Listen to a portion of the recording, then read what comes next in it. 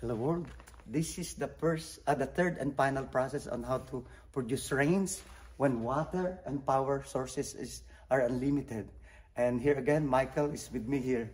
Thank you very much, Michael. I appreciate you. Now, go. Okay, hi, good morning. Today is December 17th. And this will be the third and final process on how to produce rains when water and power sources are limitless or unlimited. Actually, the first, I uploaded that the 7 months ago or 8 months ago, and the second process was followed after a couple of months. And now the third and final process will be exposed or will be videotaped for the world to see. And remember, the unlimited source of power comes from the sun, and the unlimited source of water comes from the ocean. Remember that the earth is 75% water, so we will not run out of water. The only thing is it's salt water, but at least we can process it and will become drops as a rain, and unlimitedly we can have a source of water. Now, I found out that the sun, there's a source of power and energy better than the sun, 200% better, night or day, 24 hours a day. And the sun only gives you energy and power when the sun shines. What happened when it goes down in the evening?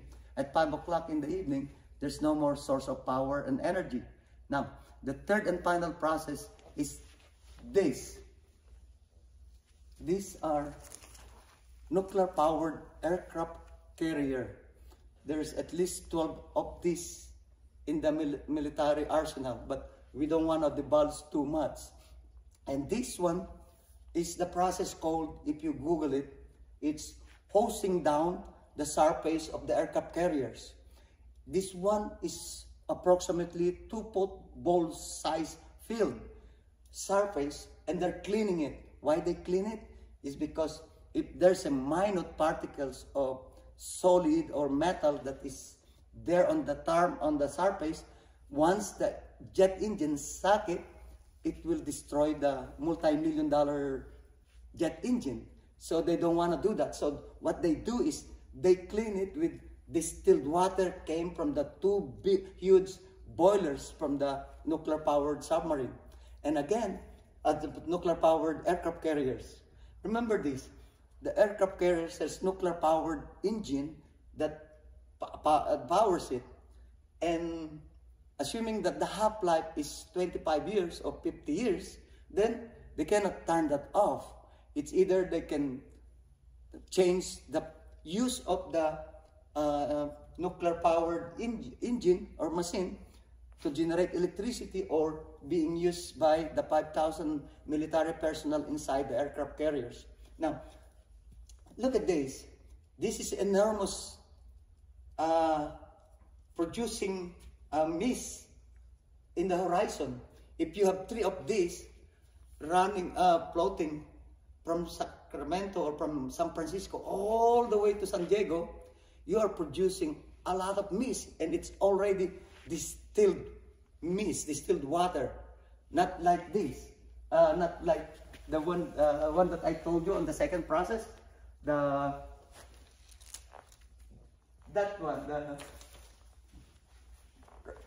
one.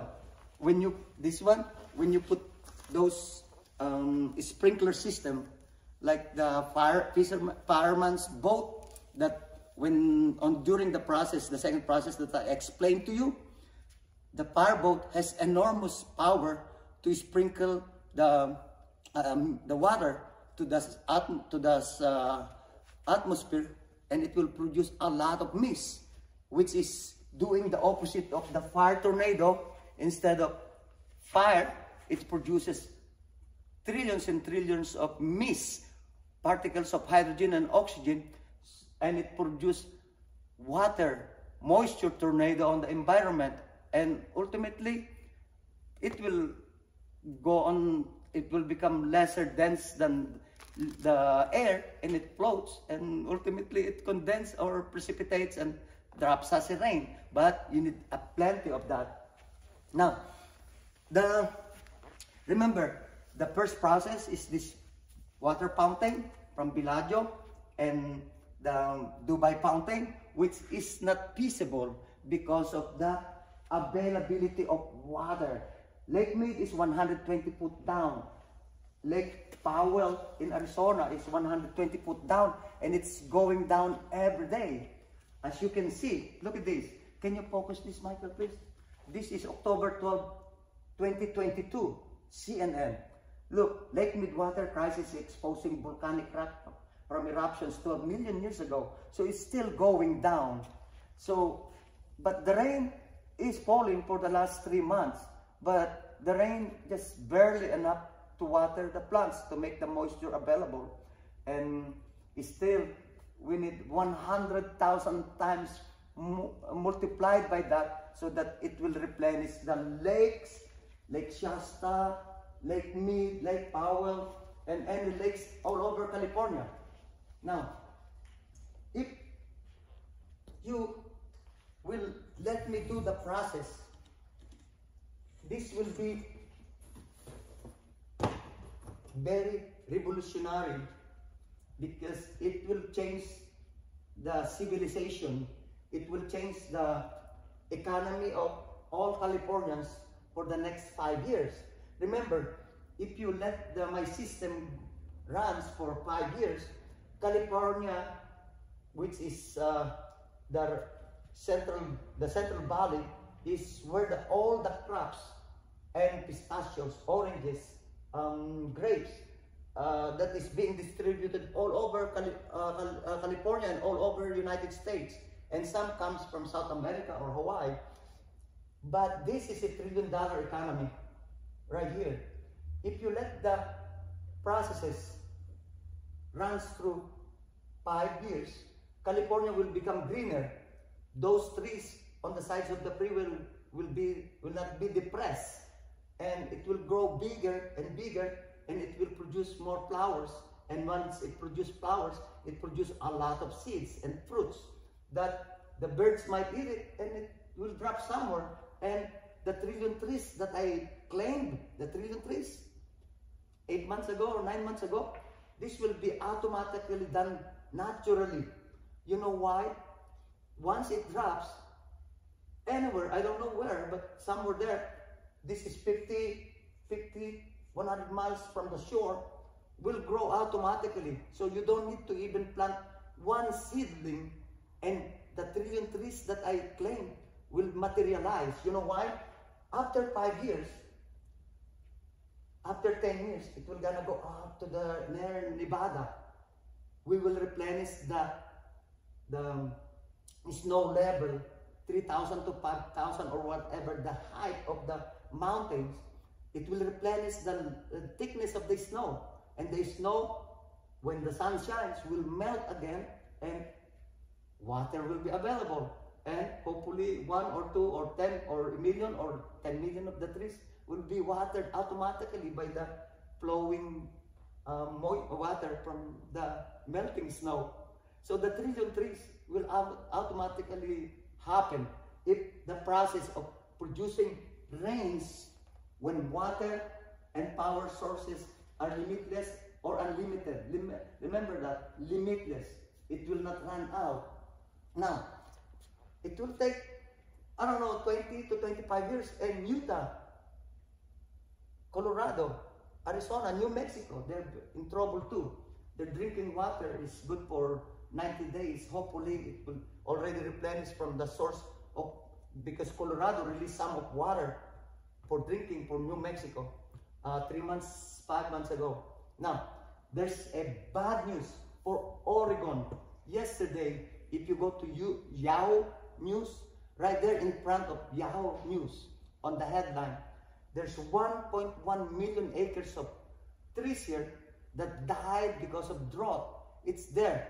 I don't have the visuals, but as you can see, last week I was in San Francisco, and I drove along the way I-5, and look, it's exactly the same thing is going on. for the last 35 years. Remember, 35 years ago, they killed 25% of the crops or trees, plants of the California Central Valley farmers because of the small fish from Sacramento River. Now, again, it's the same thing. 75% of the Sacramento River's water is being dumped direct to the ocean, which the ocean doesn't need any more water.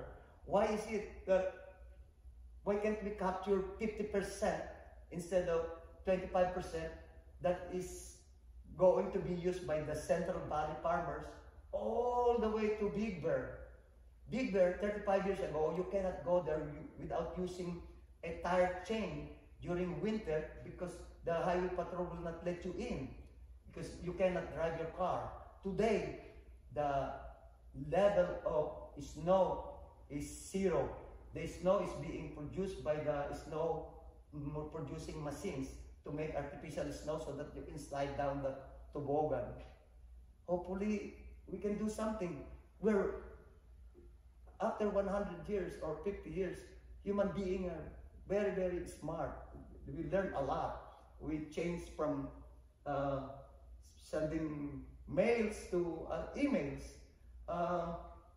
We don't know what will happen 10, 20, 50 years from now, but this process, it will be comparable. The 3 processes that I told you, that it will involve the state Congress in Sacramento. Now, because of the aircraft carriers, it involves the federal government, the federal Congress now. It needs their approval. So my attorney is in trouble, or is probably trying to quit now because I'm giving him so much problem on the rainmaking. Hopefully, it will. I'll find somebody or a group of attorneys that will help me, because this is. I know that this is not easy to do. I know that this is very, very almost impossible. But we are going to change the civilization. 50 million, 35 million Californians, 15 million Nevadans, millions and millions of Arizonans, New Mexicans. A lot of people will be benefited by the process, but it will creep from California, part of Nevada after 10 years, 20 years right there, and it will replenish the level of snow. The snow will melt and it will produce water, and it flows, and hooray! We have instead of 10,000 lakes, we have 100,000 lakes, and the fish is as big as me, and we have free fish. Now, go to YouTube and check out the first process on how to produce rain, the second process, and the third and final process is the unlimited source of power provided by the nuclear-powered aircraft carriers, or somebody that can make a big ship that is nuclear-powered too, and will produce distilled steam water, and it will produce a lot of moisture, a lot of particles of hydrogen and oxygen that will go up because it's lesser density than air, and it will drop as rain. Trillions and trillions of them. Same thing with the second process that I explained right here. The unlimited source of power, the Ivanpah solar power project made by Google. Watch out the video, the second video, the actual filming of the second and first process on how to produce rains when water and power sources are limitless. This project is almost impossible, but building the pyramid in Egypt 300, 500 years ago is almost impossible too, but they made it. Look how they moved the 10-ton blocks of solid granite. And how about the Chinese? They built the Great Wall of China. And look, they built the Three Gorges Dam, it's the largest in the whole world. And the Emirates, they built the Burj Khalifa. The Indians, from India, the Taj Mahal. The Aztec in Mexico, they built the ritual structures to honor God. And all the wonders that human beings are made, it's not impossible. we just need to apply the science and tweak it a little bit, and hopefully we have something here. It will not be done very easily. It will take billions and billions of dollars. But again, the Central Valley economy of California is $1 trillion potential economy. We need to help each other. Hopefully, everybody will become not selfish enough to, especially those people, President Biden, the governor, or whoever is interested on the project. Please help me. And we will be changing the climate slowly. This process here, this is very efficient during summer. During this time of the year, which is winter, we don't need this on. Then we can divert it for military purposes. Why this is not efficient? Because it is so cold that the coldness of the temperature, and it's raining too anyway. The rain really replenishes some of the moisture that the atmosphere needs, or the trees. But there's a vacuum, or there's a dome-like action here that prevents the steam to go up. So this is highly efficient during summer, and it will produce a lot of moisture. And ultimately, it goes somewhere there and falls as rain. Remember this. Remember these factories? These factories right here. Why did you let this on for 46 solid years? In 2019, they demoed this thing. What's the video? The second process of how to produce rains when water and power sources are limitless. And then, look at this factory. It's a cement factory that let the government runs for 50 years. You know why? There's a benefits, but look at the smoke. It produces a lot of smoke. But now, there's oxygen sensors, cars, everything. So, it's not, the impossibility is not it's not really that much a problem, because the technology is there. We are holding the most modern iPhone or cell phone in the whole world, and we can do something about it. I really appreciate you watching. Please support my claim. Please, we will change the history. It's life-changing. At least 100 million people will be benefited for the next 10 to 20 years, and for the next 30 and more years, the whole United States will be benefited. Do you know why? Because it's a ripple effect. The trees in California Central Valley will produce more fruits, and a bigger one, because of the availability of water. The water is not, it's unlimitedly available. It takes a long, long time. It's billions of dollars too that we need. But hey, $1 trillion economy. And look, it's a ripple effect on the whole United States. And about after a couple of more years, it's all over the world. Remember, the oranges, pistachios of the Central Valley farmers are being sold all over the world. So the oranges and the apples. I really appreciate you watching, and hopefully something happens here, because we're going to change the history of mankind. We are going to do something better, and our children, great-great-grandchildren, and the following for the next hundreds or thousand years will be telling the history that, hey, those people that before us takes care of the environment. I love you, and subscribe, please. Thank you very much. Thank you, Michael. Thank you. I appreciate you.